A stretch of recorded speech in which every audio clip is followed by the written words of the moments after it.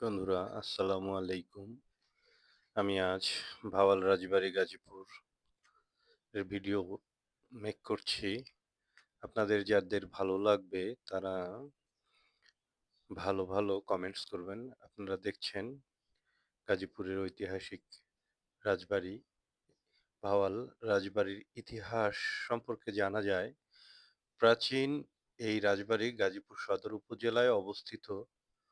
এই বাড়িটি নির্মাণ শুরু করেছিলেন জমিদার লোকনারায়ণ রায়, আর শেষ করেছিলেন রাজা কালী নারায়ণ রায়। প্রায় 15 একর জায়গা জুড়ে মূল ভবনটি বিস্তৃত। উত্তর দক্ষিণে দৈর্ঘ্য 400 মিটার ত্রিতল পরিকল্পনার নির্মিত ভবনটি। দক্ষিণ পাশে মূল প্রবেশদ্বার। প্রবেশদ্বারটি বর্গাকার। এর আহ, চার কোণে 4টি স্তম্ভ আছে। প্রবেশপথের কাঠামোর একদিকের দৈর্ঘ্য 20 মিটার, একদিকে প্রশস্ত বারান্দা আছে। হলঘরের পূর্ব ও পশ্চিমে 3টি বসার কক্ষ আছে। উত্তর প্রান্তে আছে নাটমন্দির। রাজবাড়ির সব অনুষ্ঠান সব এখানেই হতো, এই মঞ্চে, নাটমঞ্চে। রাজবাড়ির দ্বিতল তলার নাম ছিল রাজবিলাস। এ ভবনটিতে 360টি কক্ষ আছে। 1897 সালে ভূমিকম্পে ক্ষতিগ্রস্ত হয়। তারপর আবার তা পুনর্নির্মাণ করা হয়। ভাওয়াল রাজার ইতিহাস থেকে জানা যায়, রাজধানী ঢাকা হতে এর দূরত্ব 22 কিলোমিটার। উত্তর জয়দেবপুরে এই বাড়িটির অবস্থান। ভাওয়াল রাজার ইতিহাস মূলত এ এলাকার প্রায় ঘরে ঘরে জানা। লোকগাথা কাহিনী হিসেবে স্থান করে নিয়েছিল। ভাওয়াল রাজার বাড়িটি এখনো এখন জেলা প্রশাসক কার্যালয় হিসেবে ব্যবহৃত হচ্ছে,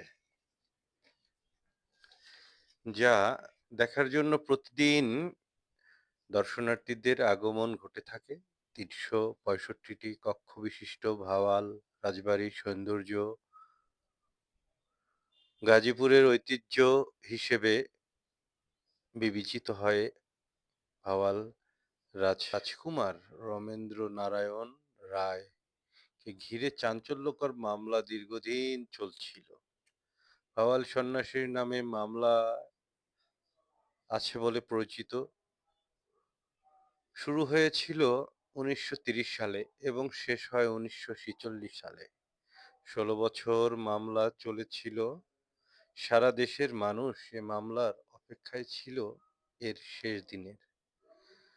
জমিদার বংশের মেজকুমার রমেন্দ্র নারায়ণ রায় 1909 দার্জিলিং এ ছিলেন। তখন অনেকে ভেবেছিল তিনি মৃত্যুবরণ করেছে বলে গুজব ছড়িয়ে পড়েছিল। মৃত্যুর 12 বছর পর একজন সাধু পরিচয়ে ঢাকা আসার পরে 1921 সালে 4 মে তিনি নিজেকে কুমার বলে রাজকুমার বলে দাবি করেন। আপনারা দেখতে পাচ্ছেন অবলীলায় দাঁড়িয়ে আছে আমাদের এই ভাওয়াল রাজবাড়ি। গাজীপুর জেলার ঐতিহ্যপূর্ণ একটি স্থান আমাদের এই ভাওয়াল রাজবাড়ি। বন্ধুরা, আমার বলাতে যদি কখনো কোনো ধরনের কোনো ভুল হয়ে থাকে সেটা আমাকে কমেন্টসের মাধ্যমে জানিয়ে দিবেন। আমি চেষ্টা করেছি ঐতিহ্যের প্রতীক গাজীপুরের ভাওয়াল রাজবাড়ি, তার কিছু নিদর্শন আপনাদের সামনে তুলে নিয়ে আসার। আমি একেবারেই নিতান্ত নতুন একজন মানুষ, ভিডিও মেক করেছি, নিজেই করি, তাই হয়তো ভুল হতে পারে। আপনারা ক্ষমা সুন্দর দৃষ্টিতে দেখবেন। আমি যেন আপনাদের মাঝে ঐতিহাসিক স্থাপনা, গাজীপুরের বিখ্যাত জায়গা, প্রকৃতি বান্ধব আরও এখানে অনেক কিছু অবস্থিত আছে। এর মধ্যে যেমন সাফারি পার্ক, ন্যাশনাল গার্ডেন, আহ আপনারা দেখতে পাচ্ছেন আমাদের এই ভাওয়াল রাজবাড়িতে কিছু বিরল প্রজাতির গাছ আছে, যা আপনাদের আহ সামনে চলে আসবে। আপনারা দেখুন দেখুন টেরাকোটাগুলো কিভাবে কাটা, এখনো অবলীলায় এত সুন্দর দৃষ্টি নাড়িয়ে দেয়। বছরের পর বছর দাঁড়িয়ে আছে আমাদের এই ভাওয়াল রাজবাড়ি। আমরা চাই এই রাজবাড়িটিতে মানুষের জন্য উন্মুক্ত করে দেয়া হোক। জেলা প্রশাসন কার্যালয় যেন তার নিজের জায়গায় যেতে পারে। দেখুন, আমি দূর থেকে আপনাদের দেখাচ্ছি একটা বিরল প্রজাতির গাছ। আহ এটি বাংলাদেশে মাত্র ৩ টি আছে। উদ্ভিদ বিশারদরা এই বিষয়টিতে আরো বিস্তর বলতে পারবেন।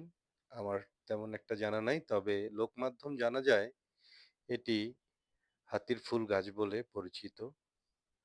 হাতির পেট খারাপ হলে তাকে এই গাছের ফল খাওয়াতো। দেখুন, বছরের পর বছর দাঁড়িয়ে আছে গাছটি। কি ভালো লাগে। কিছুদিন আগে এসেছিলাম, দেখেছিলাম যে তার পাতা পরিপূর্ণ ছিল। কিন্তু এখন আজ দেখলাম যে পাতা ঝরে গেছে, নতুন পাতা আসছে। আমি ঠিক উত্তর দিকে নাট মন্দিরের দিকে যাচ্ছি। আপনারা দেখুন কত সুন্দর প্রকৃতির অবলীলা দাঁড়িয়ে আমাদের এই রাজবাড়ি।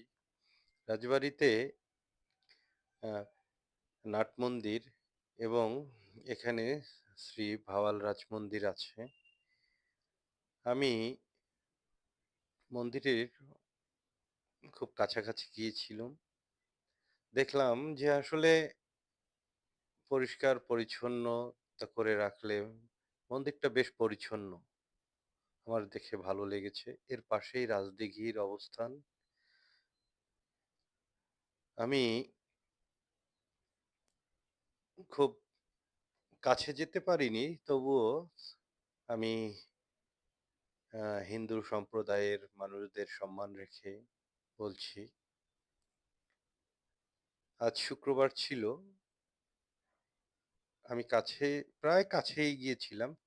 তো আসলে সবাই সবার ধর্ম নিয়েই ব্যস্ত ছিল, ধর্মের কাজে। আমি এর মধ্যেই ভিডিও মেক করলাম। দেখলাম অনেকেই আসছেন যাচ্ছেন।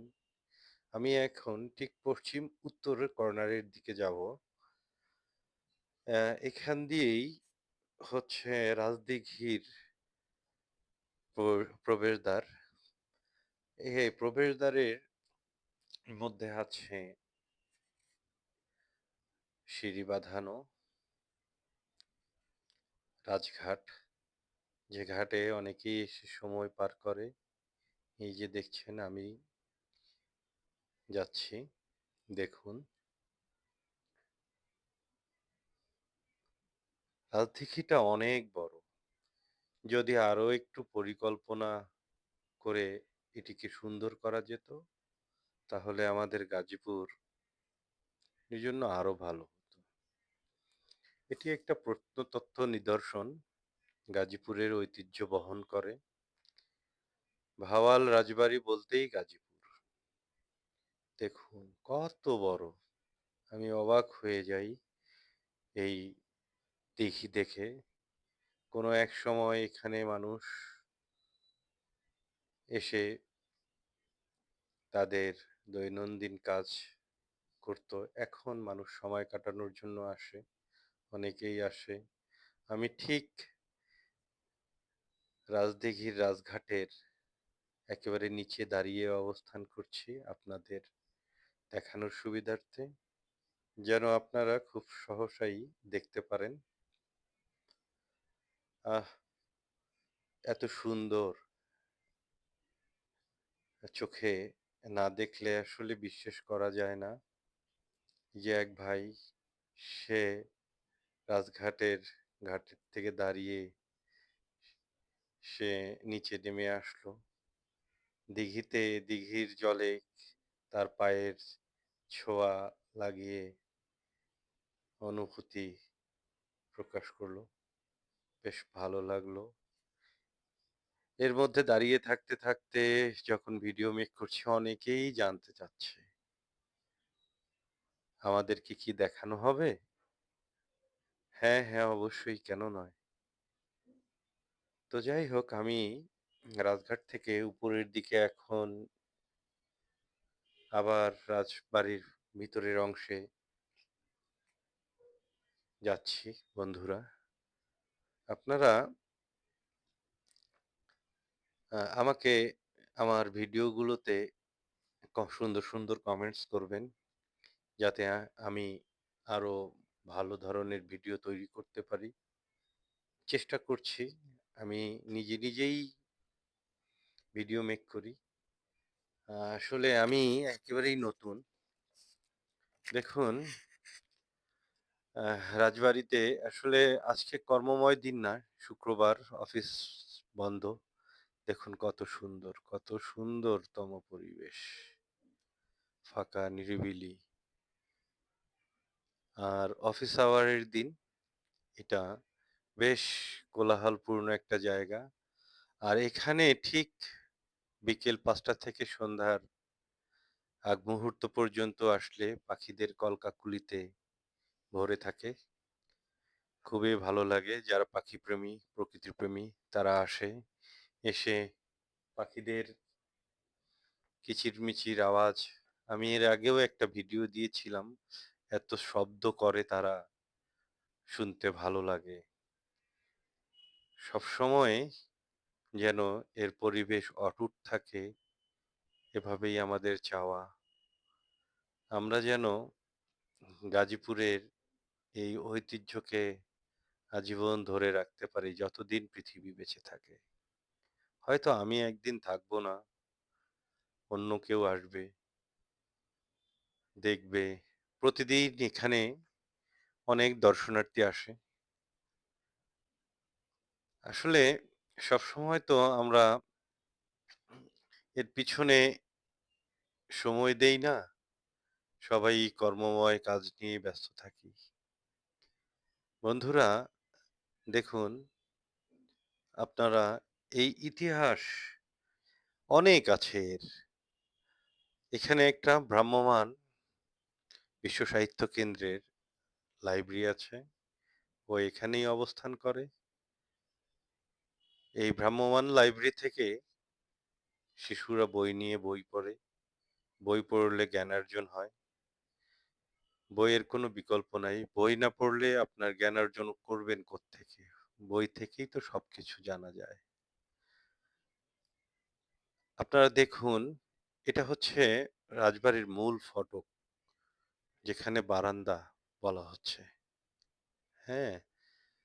আমি আপনাদের ঘুরিয়ে, ঘুরিয়ে দেখানোর চেষ্টা করেছি। আপনারা আমার জন্য দোয়া করবেন যেন আমি ভালো, ভালো ভিডিও আপনাদের সামনে নিয়ে আসতে পারি। এই বলেই আমার প্রত্যাশা রাখছি আপনাদের কাছে যাতে আরো ভালো সময় বের করে ভিডিও তৈরি করতে পারি। আসলে ছেড়ে যেতে ইচ্ছে করে না। মাঝে মাঝেই আসি। এখানে সময় পার করে যাই।